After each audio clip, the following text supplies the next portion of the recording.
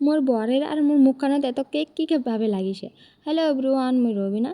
তোমরা দেখেছেন রবিনার ব্লগ। সবাই মোর ব্লগ দেখার জন্য থ্যাংক ইউ, ঠিক আছে। আর দিনটা ছিল মঙ্গলবারের, কারণ মোর কাছে অনেক স্পেশাল, ঠিক আছে। সকাল সকাল চলে আসনু রান্নাঘরে এসে রান্নাঘর ঝাড়ু দিয়ে ভাত বসাই দিম। ভাত বসাই দিয়ে এনে তারপরে আমি বসেছু, কারণ বাড়ির লোক কাহা উঠেনি।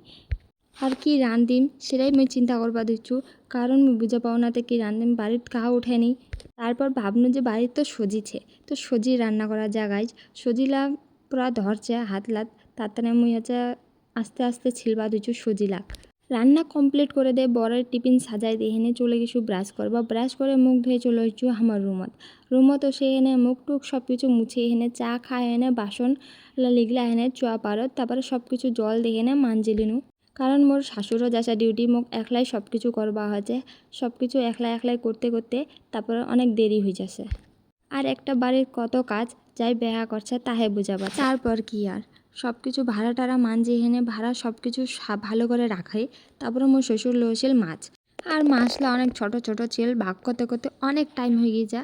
আর একে হাতে ভাগ করা মানে বহুত বড় ব্যাপার। আইলা মাছ মুই জীবনও ভাগ করিনি বাড়ির, তো এটা বসে সব কিছু করবা হবে। মোর রুমত একটা টাম ছিল, তো টাম খাওয়া দিছু। আর তোমার টামটা কি কহেছেন মোক কমেন্ট করে কহবেন, মুই তো টামে কহছু।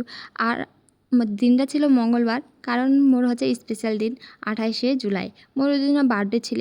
মুই ভাবেছু মোর বর মোক কোনোঠে লেজিলনি যাইলনি ঘুরবা, তো ভাবেছু বাড়িতে রইতে সবাই মোক সারপ্রাইজ দিলে মোর দিদি ভাবি। তারপর দেখেছু মোর বর কেক লইচ্ছে মোর জন্য রাতি করে। তারপর সবাই সবাইকে ডাকা হেনে কেক কাটনো।